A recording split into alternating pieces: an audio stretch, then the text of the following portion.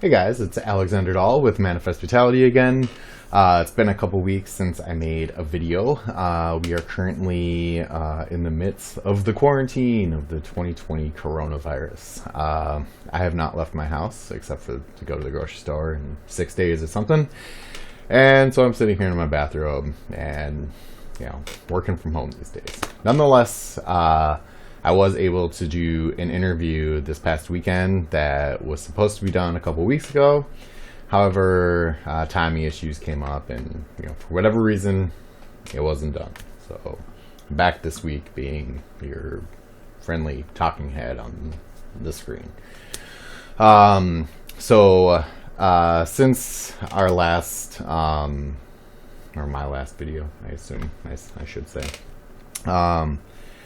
the bedroom bands community came out with this project for the COVID quarantine. So a bunch of people, like 40 of us from the bedroom bands community, all gathered together on a Discord channel and have been producing music that we hope to have done by the 31st, I believe, was the deadline of March, which from as of the time of recording this video is a week from now. So that should be interesting, and some of the stuff I did on there I'm pretty proud of, so should be pretty cool. But nonetheless, as far as the actual content that I have for this video, I did the interview that I said I was going to do. So without further ado, here is Sarah's interview. I'm here with Sarah doing an interview over FaceTime because we're in the midst of the corona quarantine. So I'm recording directly into my DAW while we try to figure this out. This interview was supposed to happen a couple weeks ago. It did not because of me and because of just weird scheduling things, and so here we are doing it now. You want to say hello, Sarah? Hello, Sarah. So Sarah is a fellow musician that I've worked with previously in a band that we were in called Astral Ward, and we recorded an album together.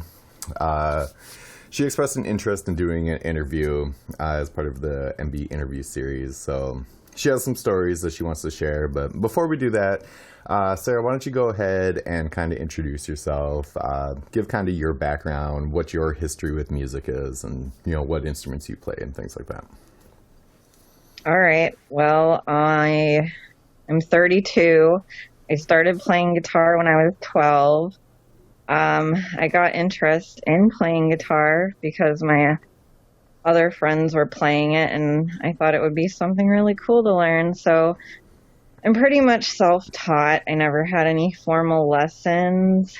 And I can't read music, but I still love playing guitar, and I think I'm okay. I'm pretty good. So how long would you say at this point that you've been playing guitar? 20 years. 20 years, okay. And so, like, who would you say are some of your major influences?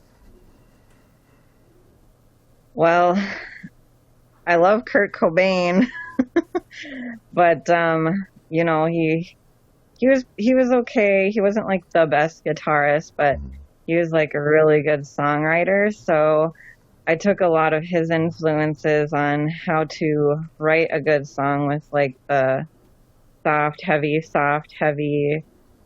type of stuff.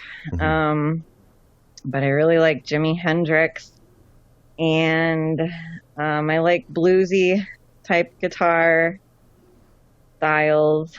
Sure. Alice in Chains is probably one of my favorite bands too, and I love grunge music, 90s rock. So those are my. Didn't you meet Lane Staley one time, or was that somebody else? That was someone else. Okay. I wish I would have met Lane Staley. Okay, I thought that was you, but I'm but I did see mistaken. Alice in Chains in concert. Sure.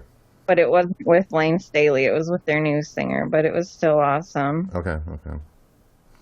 So, In all of your experiences in playing music and then the way that you've interacted with other musicians, how many other bands prior and then I suppose after the whole Astro Award project were you in? Um, well, in high school, me and a couple of my girlfriends one of my girlfriends played the bass and the other one just kind of sang. We had a little band called the Gnomes, and it was like, um, it wasn't like a real band, but we did record songs and stuff. It was just like us being super silly and using toilet humor and being completely inappropriate, and it was funny. We made a CD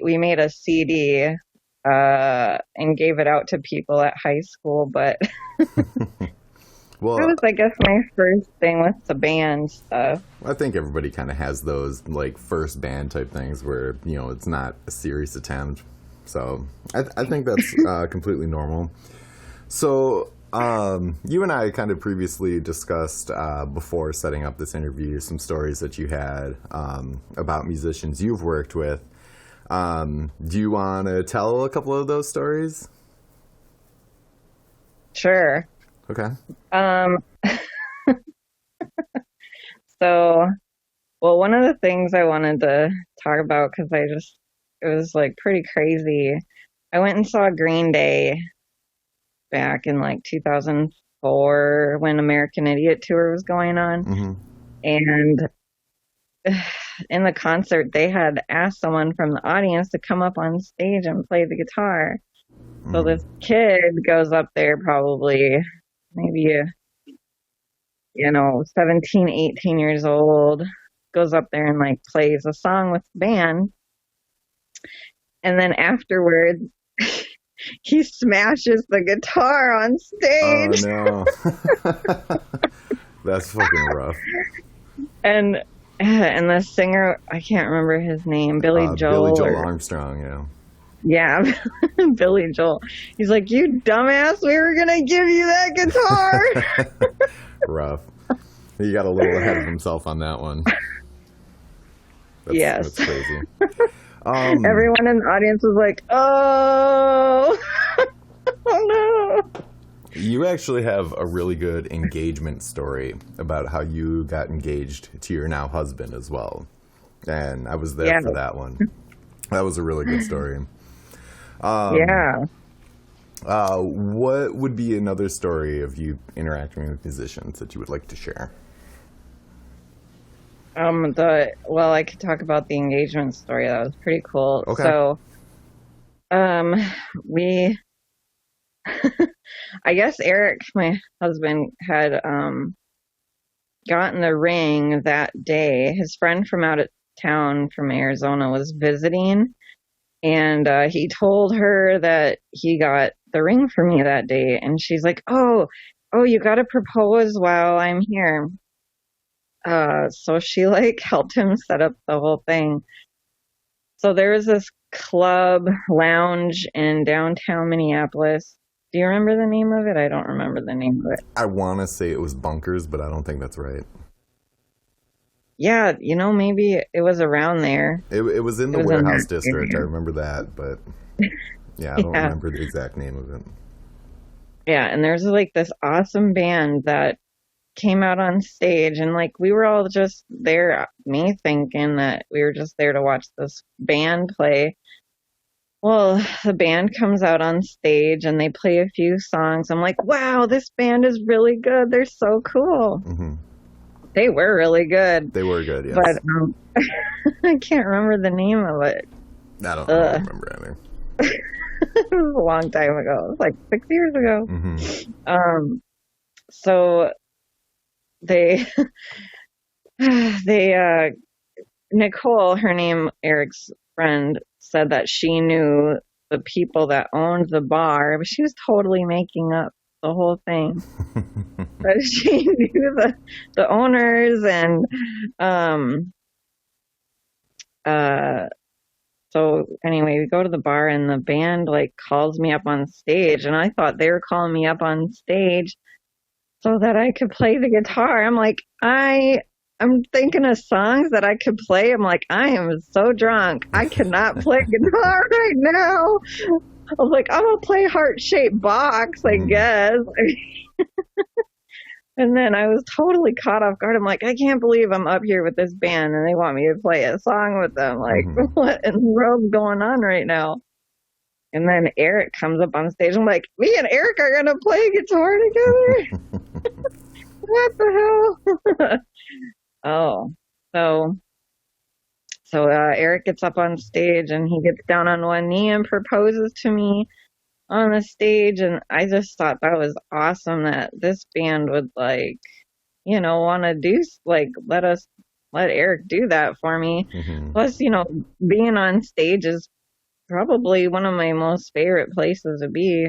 I love performing, even if it's karaoke. I still love performing. But yeah, and he like perfectly executed the "What are you doing for the rest of your life" line as well. Like he did it very well. Yeah.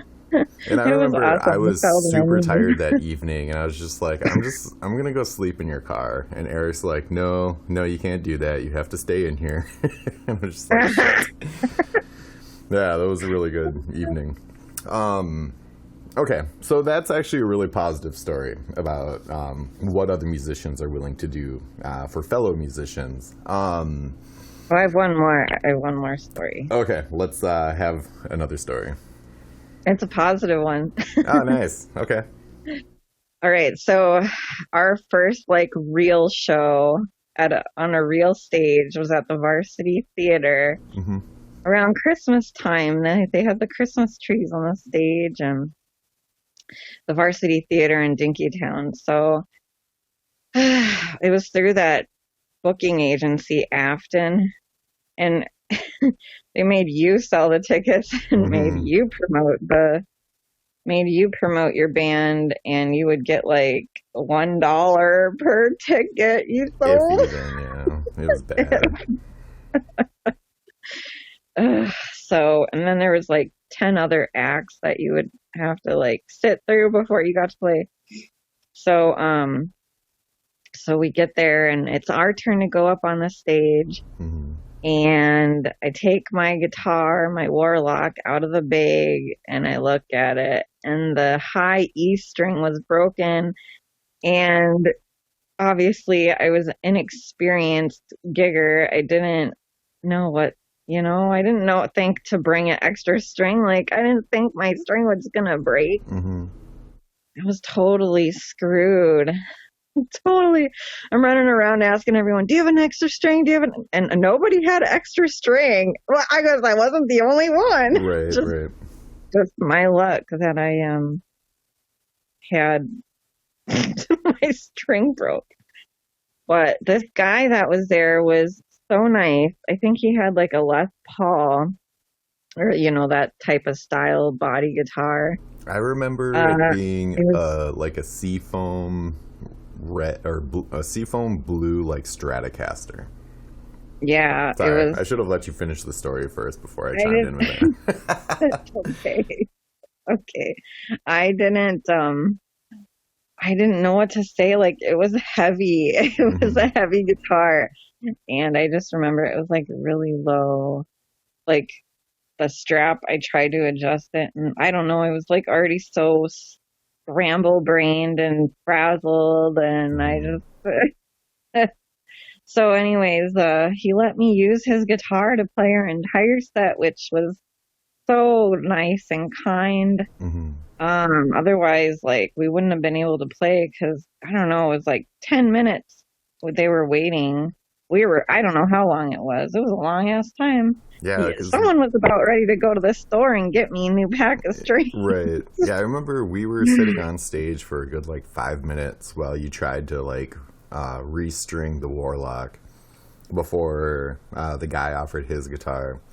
Which, considering the like other shows that we did with Afton, I don't think anybody else at those other shows would have like volunteered their instrument like that. So that guy was probably a bit unique, and that situation. He was a really nice guy. He was, Yeah. yeah. That's another good positive story about musicians looking out for each other. So that's Oh, and then I got another funny story. okay. Okay, so when me and Matt needed a drummer because his brother was like moving out or something, Mm-hmm. I put an ad out on Craigslist or Mm-hmm. some musician website, and you answered, I did. and you were the only one that answered, Oh, well, I so it's mean, probably a good thing yeah, yeah, probably. because we had a drum kit. We had a drum kit there. Mm-hmm. It was a drum kit. It was And you're like, do you have a drum kit? And we're like, yeah, we have a drum kit. And you come over and it was literally like the shittiest drum kit it was ever. not fun to play. I remember that first time I showed up for that practice, I wasn't even able to play the kit because there weren't like drumsticks, which I should have brought myself. There wasn't like a kick pedal for the bass drum. There wasn't like any cymbals to speak of. It was just literally the drums. And yeah, that first. There was like tape on the head of the drum. Well, I don't I know mean which drum it was. that's somewhat normal, unless it's like taping up a crack in the head. But It was taped over a crack in the head. well, damn. Well, those are. But then you still stuck in there and you still played and I you're did. like, all right, we'll make this work. And did. I'm happy you did because now we've been friends for like 10 years. And we recorded an album together, but it's Yeah, we currently were. in the remixing phase. Do you have like anything currently that you want to promote or put out there for like anybody that potentially might listen to this interview? Well, I mean, I wanna be in a band again. I miss it, but I'm pregnant, so Right. I guess it'll probably be a while till I get back into music again. Well, But maybe once the next baby is delivered, you can start looking into that. Make something happen. probably after a while. All No, right. if you just want to listen to our CD, we got some tracks on YouTube, Astro Ward. So I put a few tracks on there. I was gonna wait till you're done remixing them and send them to me, but to put them up on YouTube and stuff. But Yes, I am still waiting responses from someone regarding those mixes. Well, so I like to give the interviewee the last word. So, is there a message that you would like to send out into the musician community? yes, be nice to everybody. Don't be a prick.